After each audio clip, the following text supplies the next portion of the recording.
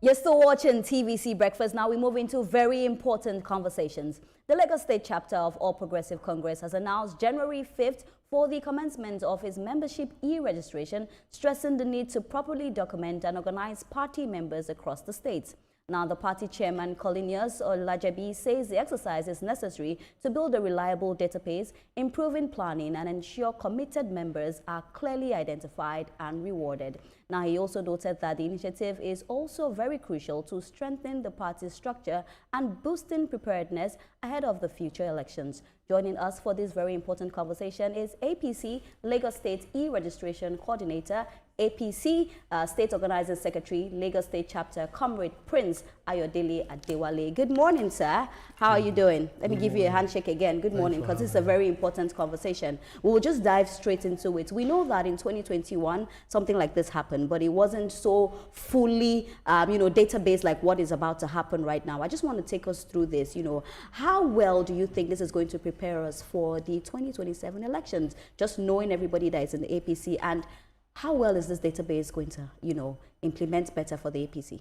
Thank you for having me once again. That season's greeting. Yeah. In 2021, we had a very robust registration exercise. It was done across wards, and the difference between that one and this one is that this time around we're making it electronic, right? We are moving away from the analog system to an electronic form and keeping it in a database that is more easily accessible. And we are introducing geofencing and, of course, making it very demographic. And it also will help us for planning and other sundry matters. Okay. All right. Mr. Biodo. Yeah, I think it's a significant step forward, given the fact that many people have been talking about the need to ensure that party members actually own their own party, and therefore any attempt to improve the registration of members to get them included would always be welcome.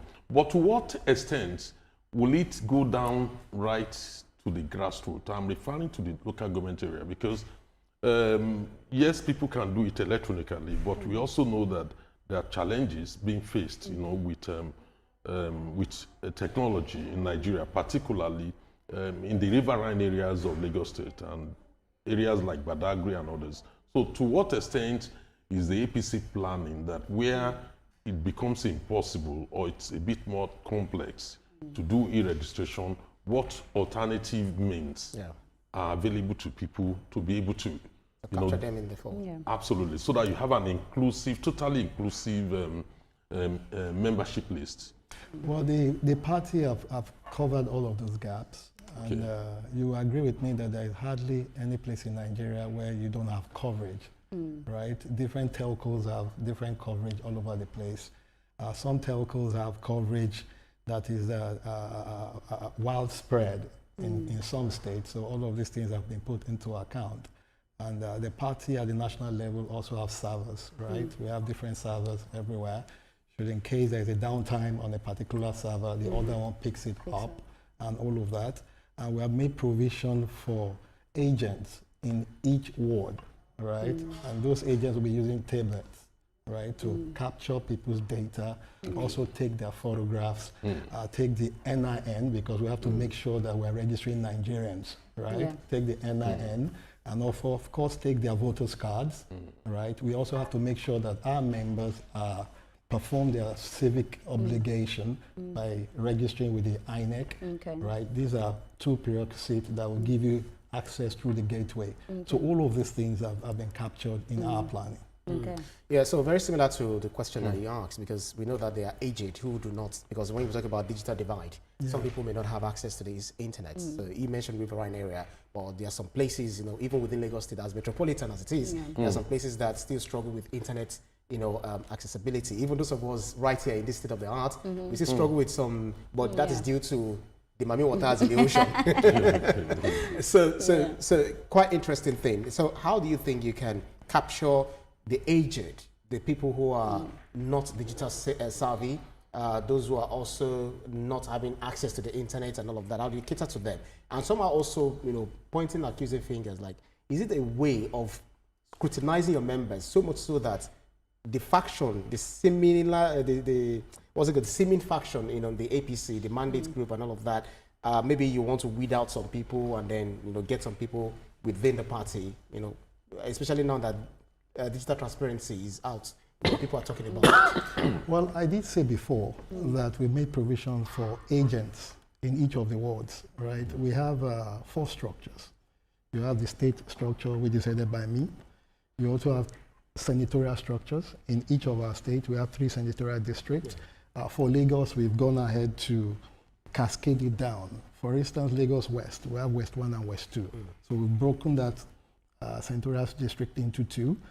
For Lagos East, because of the size, right? I think about 245 wards or thereabout. Because of the size, yeah. Because of that, that's all over. Because of the size also, we pulled it into 2. So you have the Ikorodu corridor, you have the Epe corridor, then you also have the central, the Lagos Central Senatorial District. So we've broken that out. So you have senatorial admins, right? Then you also cascade it down to the ward supervisors, right? Then you come to the agent. The agent are the one that will put boots on the ground.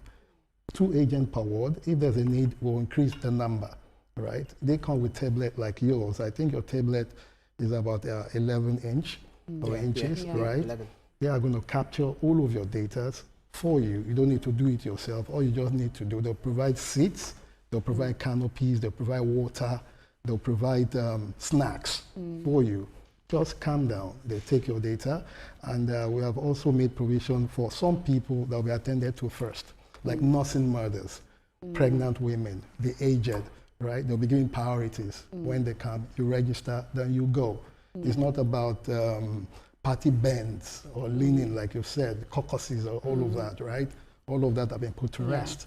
We're focusing on party members, register them, and we move on with that. You know, but let's go back to 2021. You know, I'm going to ask 2 questions in one. What do you think are some of the mistakes that were made in 2021 that would not be repeated, you know, this time around, that we know technology is taking over the world and we're trying to tap into that? Also, you spoke about snacks, drinks, and all of that. What's also the cost implementation of all of this?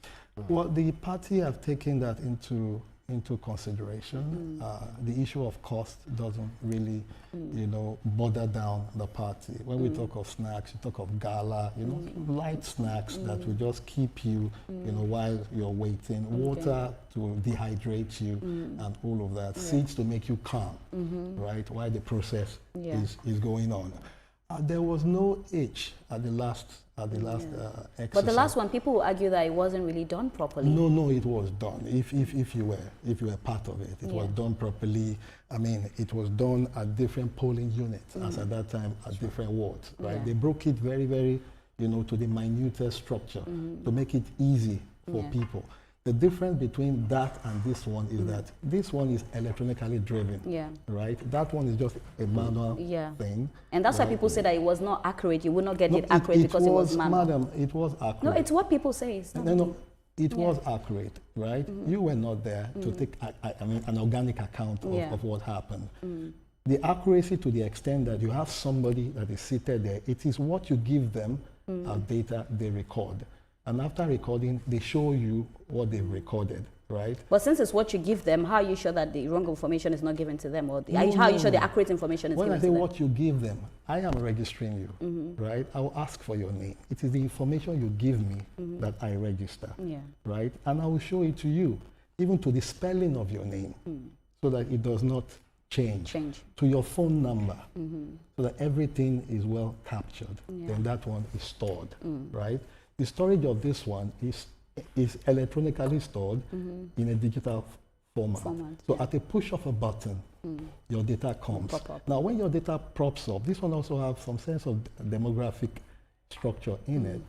For instance, if you want to plan for women, right, it gives us the number of women that we have, shows us the age bracket of those women, tells us if that person has special needs, right, and all of that. Also show us some other, the religion that they belong to. We've even gone farther than just placing... The religion, is it very necessary? It is necessary. People's faith, right? For instance, I want to plan for Salah, right? The party want to support people right? Maybe Islamic teachings and all of that. We need to know the number of Muslims that we have. We're coming for Christian, want to do Christmas carol, right? We need to know the number of Christians that we're going to cater for.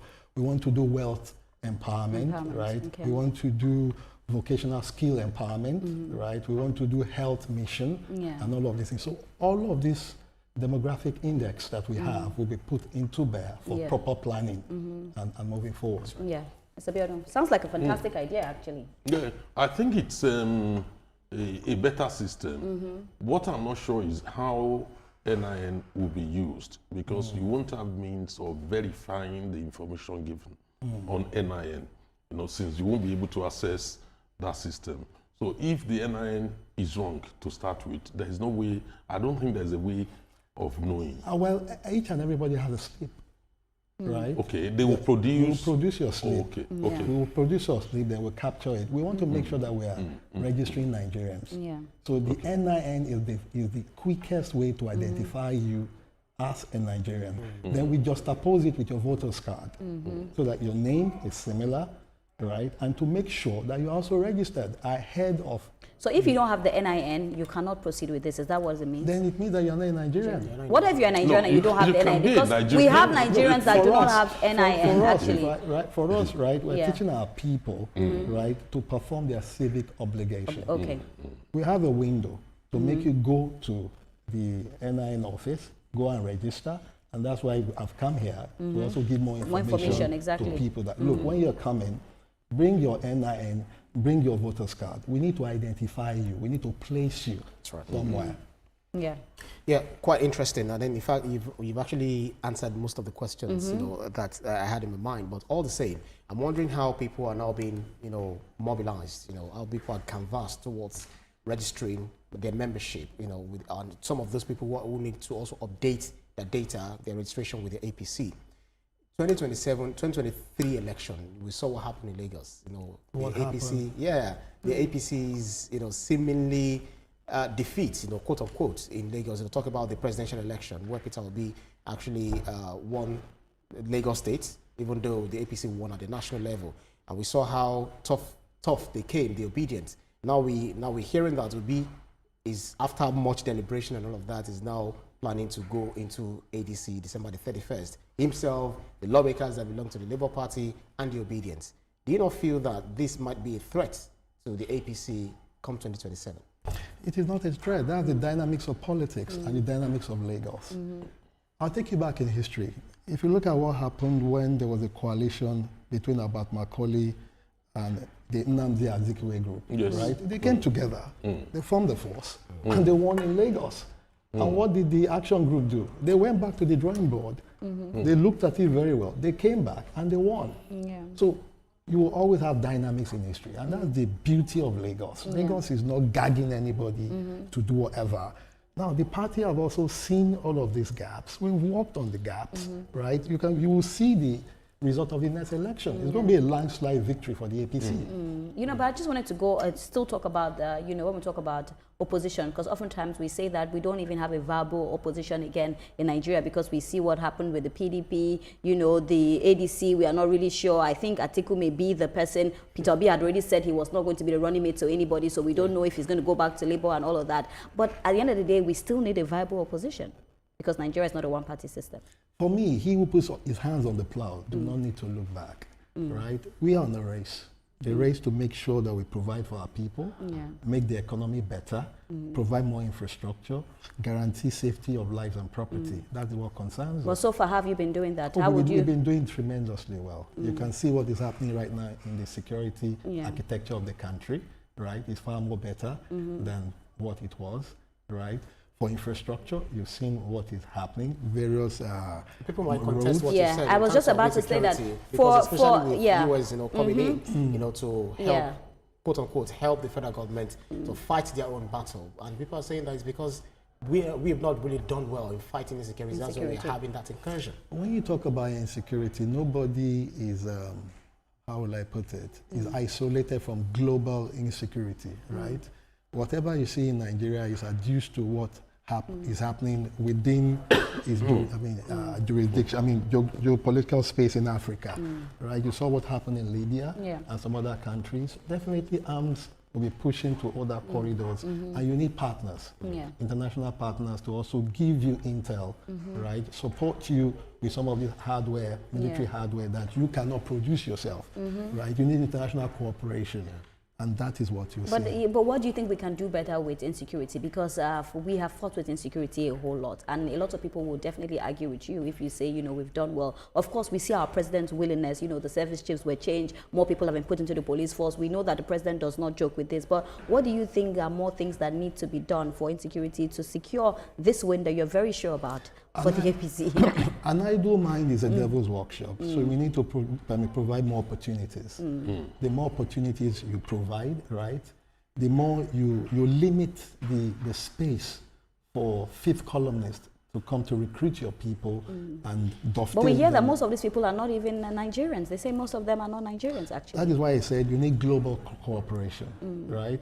Look at the Sahel region now. That is why the Nigerian president is working seriously with the ECOWAS to bring back those who have left the ECOWAS. The more you can provide a buffer for your fringe, right? The more protected you can be. And we also need to speak about our porous borders as well. I think that's something we need to. That is why I said you need not worry about your borders. If you have good systemic cooperation with your neighbors, your country, the country that surrounds you, they will create a wall of defense for you, right? And I believe that is why America is concerned, because if you don't tackle it here, it can also reach their own space. Yeah, there's no doubt. If one is to look at, I actually will agree with you. If you are to look at the growth in the country, you will expect that with the level of insecurity and public concerns around it, we will not be experiencing any growth. In the last quarter, in the second quarter, we had 4.28% growth, and just this last quarter, we have 3.98% growth, which many countries in Europe cannot even boast of. So for me, I probably will agree with you on the issue of the fact that security challenges are global. So we are just one of those countries affected globally. Now, but in terms of Lagos, if you look at the influx of, I'm sorry to try and deviate a bit, the influx of people into Lagos, and I understand the need for planning, all this data you're trying to collect and all that will aid the party, you know, in his own plan. That's right. Are there any concerns around monitoring the people coming into Lagos, you know, in droves from a security viewpoint to ensure that everybody in Lagos, whether indigenous or resident, you know, everybody can live in peace? Oh, definitely, definitely. I would say that the state actors have been doing very well, like the DSS and the police, and of course the Immigration Service have been doing very well to capture, more importantly, aliens that are coming into Nigeria and all of that. But you must understand that Lagos, Nigeria itself, based on our constitution, people are free to move from state to state, local government to local government, and all that. Since we don't operate a kind of visa, you know, system whereby you can restrict people, right? So the much Lagos can do is provide more information to people that, look, when you're coming to Lagos, one of the key things you need to understand is to know where you're going to stay, right? You can't just come to Lagos and live under bridges, right? You can't come to Lagos and start living on walkways, on the streets or in the bushes or all of these things. Which is actually happening. And that is why that's the reality, actually. That's why the government of Lagos is investing massively in Light Up Lagos. You will see the solar lighting system all over the place, right, to illuminate the place and make you see what is happening. The Light Up Lagos is, you know, focused on, you know, places that are highbrow. We don't get to see it in hinterlands. No. For instance, if you're going towards Berger, you know, we go there virtually every morning. You see how dark that place is, you know. So we're not asking the questions. Yeah. Isn't it part of It's Lagos? good that you mentioned it, because this is like we're throwing more light on that area that you just mentioned Absolutely. as well. That because we know that the government is trying to make sure that Nigeria is bright and Lagos is being lit up. So I'm glad that you mentioned that area as well. But yeah, You please see, touch on Lagos this. has more streets than any state in this country. We have more roads than any state in this country. The project, I think, began sometime middle of this year or early this year, right? Is spreading. So all of those areas that you have mentioned, if you look at the poles very well, you see that some of the poles, the cap of the poles have been removed in readiness for the Yes. solar To be lamps put to in. be put Oh, on. yeah. So Lagos is not just producing poles, they are also recycling the poles that are there, Yeah. right? Making it, reducing the cost of the project and making it, global within the Lagos Yeah. space. So I can assure you that before the end of first quarter in 2026, Yeah. at least 70 to 75% of the geographical space in Lagos would have been covered. Which is And the local which is a government good also one, are yeah. plugging into it. They're also making provisions, right? So it's spreading and it's going very Yeah. fast. Which is a good one. We hope to see more. Like we can say that things are being done, but we just want to see in more places. But Oh, let's come back definitely. to the registration. Before we let you go, what would you say to people? Talking about the importance of registering, because I know it's happening on the 5th of January 2026. It's kickstarted on the 5th of January 2026. So if you were to speak to people this morning, what would you say to them is the importance of bringing their NIN and bringing their voters card and just coming to register? Well, a lot of people have been asking prior to now that how can they register? And we have been telling them they should hold on. Now, the opportunity has provided itself now. So once you start, go to your wards. If you don't even know your ward, go to your local government. Okay, right? so how do they know their wards? Let's just put it out That's for people. why I said Go to local government. So don't if you don't know your ward, you go to local Go to government. your local Okay. government, right? Go to the office of your chairman of the local government, or go to the office of the information officer of the local government. We thank God in Lagos that all of the chairmen of the local government and the local development council areas is governed by members of APC. So it is easy for them to get information at that level. You just tell them where you live, they will tell you where your ward is, and they'll tell you the location where you can go to register. All right, thank you very much for joining us this morning. I think this is a very, very good conversation. We wish you all the very best, and we'll just say to people it's very important to have your NIN, because like you said, without the NIN it's going to be a little bit difficult. We need to identify if you are really Nigerian, because it's mostly for Nigerians. Thank you so much, sir, for joining us this morning. Not mostly, it is for Nigerians. For Nigerians. All right, thank you so much for joining us Thank you for having on me. this one. But we will still talk about forest guards when we come back from this break, so do stay